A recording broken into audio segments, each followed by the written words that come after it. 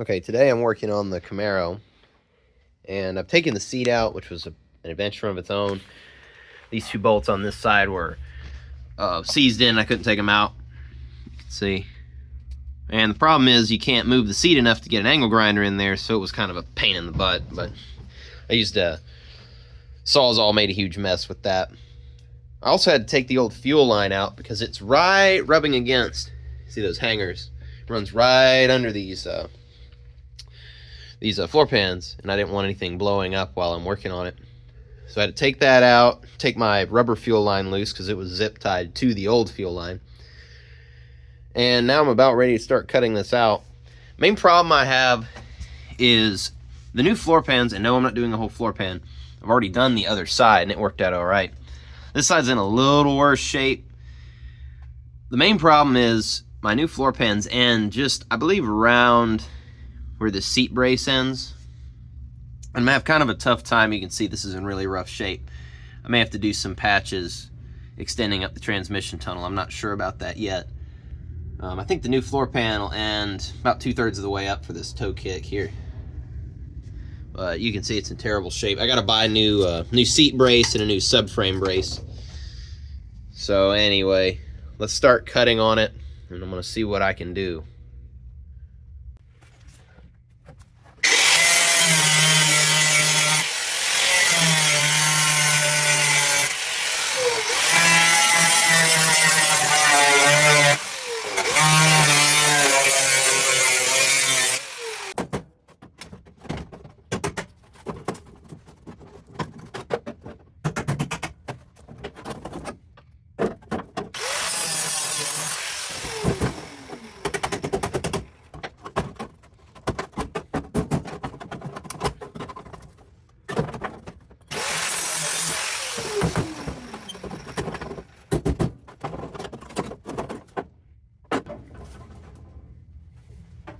Already wore that poor disc down.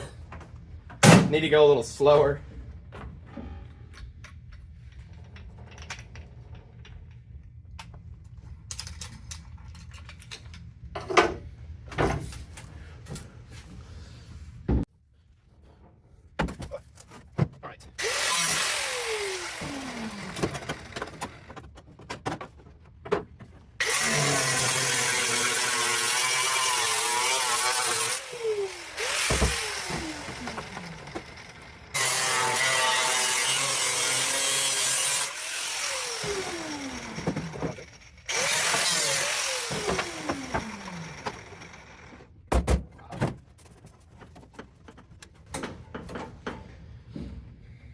See, that's why I'm replacing the old pan. It's got holes under here, and this brace was in really rough shape. The other side, which I didn't record, the brace was actually in decent shape, and under the pan was fine. It ended up, the rust stopped right about here on that pan. So I got lucky with it, I guess.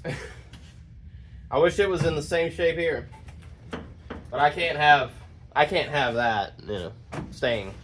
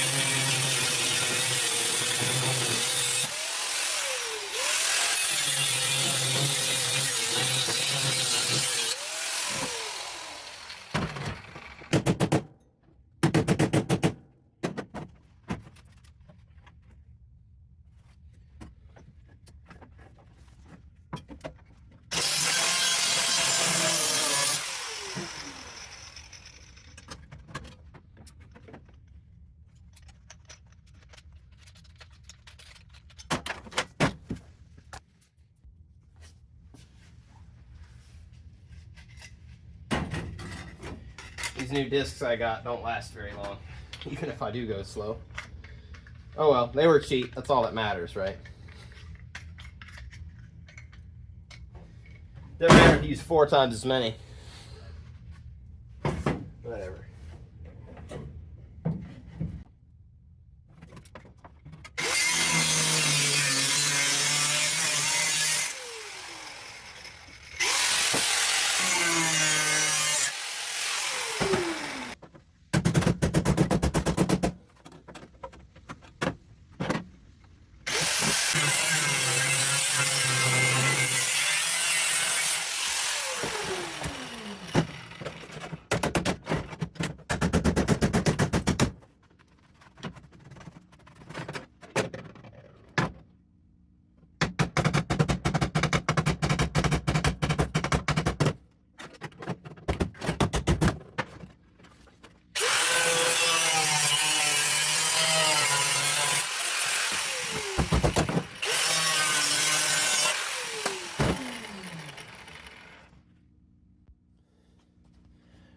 Okay, so I've got most of the seat brace out. I'm going to go get the floor pan and kind of lay it in here. I may not be able to record it because it's kind of big. It might block your view. And I'm going to kind of mark around the perimeter so I can get an idea of what I need to cut. And I'll cut it a little short. That way I have plenty to work with. All right, I got the pan in here, kind of fitted it up. May have cut a little too much up there. We'll see. I tried to cut too little and I always end up cutting too much.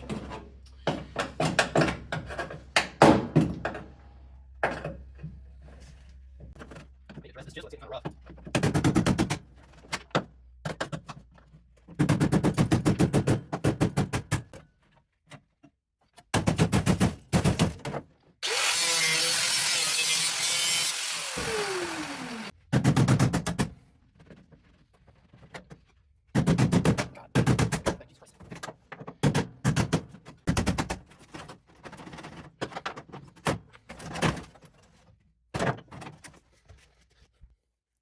All right, it's getting close to where I can peel this beer can out.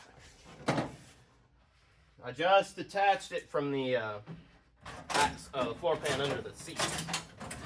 Yeah, this is a good floor. Look at this. Can you see that? This is a good floor. Good quality metal from 1967.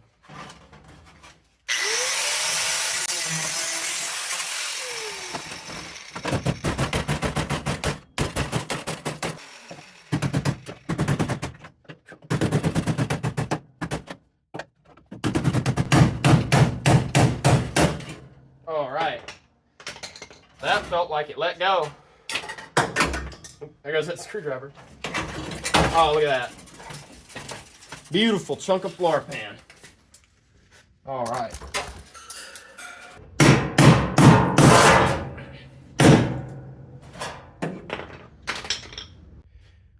All right, got a pretty good progress. I accidentally cut the parking brake cable. That's okay, I'll buy another one. I thought I had it far enough away, but I didn't. Or I thought it was far enough away, I'm sorry, but it was not. So, other than that, not much collateral damage. I may have cut that slightly too high, we'll see. Not sure, but otherwise, looking pretty good. Okay, so I've got the new pan fit in pretty nice. Cleaned up the factory metal as much as I can, at least for now. So what I'm going to do in a minute is I'm going to start cutting. Now I'm probably going to just leave, or excuse me, I'm probably going to use almost the entirety of this new floor pan. So what I'm going to do is I'm going to butt it up against the factory transmission tunnel and up here the toe kick. And I'm going to cut that about a 45-degree angle with the grinder. So that way I can get as tight of a gap as I possibly can. And then I'm just going to tack weld it in place all the way down. Make sure that the pan is in the position I want. Once I know it's in the position I want, I'm going to do the spot rivets down the side and weld it more thoroughly. And I know I'm going to get a lot of criticism for the way I'm doing this. And that's okay. I mean, this is going to work fine. It doesn't have to be some numbers matching perfect restoration. You got to understand this car is not in perfect shape by any means. If I want to do a perfect restoration, I'd be spending $50,000 on it. That's not going to happen. I'm not doing that. All I want to do is be able to drive this car and enjoy it. I don't care if it's, numbers matching perfect original. So, let's get going.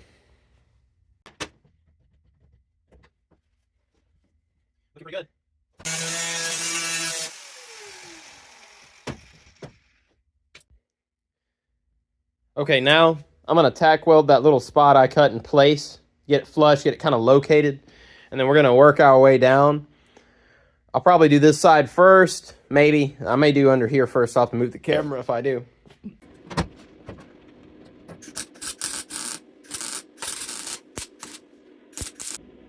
Looking good so far.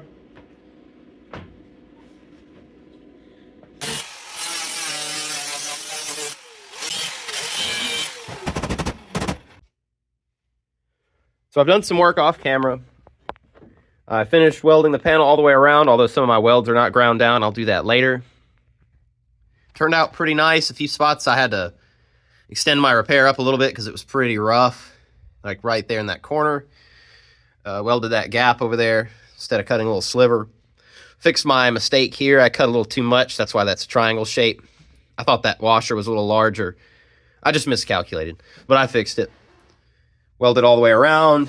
Spot welded the edge of the panel on the inside, or the inside where I drilled the holes. You can see I put a few beads on the top of the pan as well. A little cold, but it'll work. Now, what I'm doing here, I've already drilled the holes. I've already welded through primer. I've got this brace in place. I got the subframe in place. Got the bolt for the subframe. I'm going to run it through here and kind of get it located in the general position I need it. Maybe tighten it down just a tiny bit once I get it where I want it. And then I'm going to spot weld through these holes that I've drilled.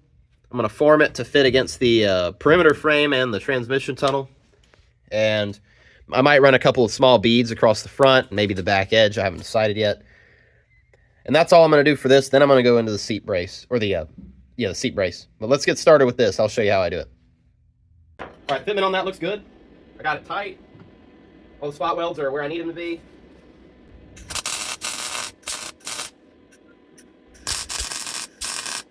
Okay, looking good.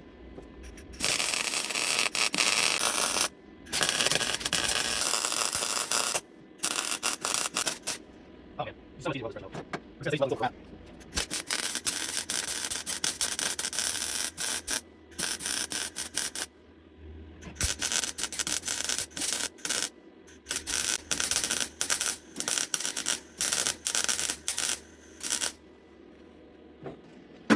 I'll take a look.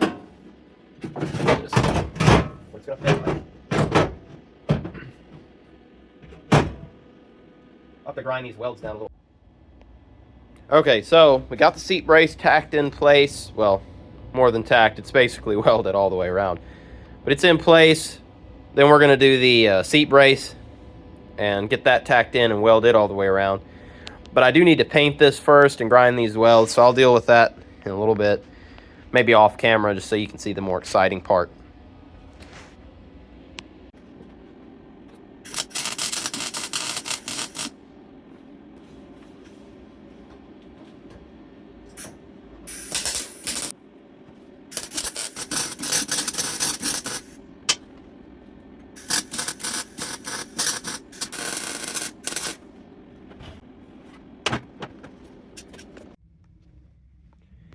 Okay, here's the finished product.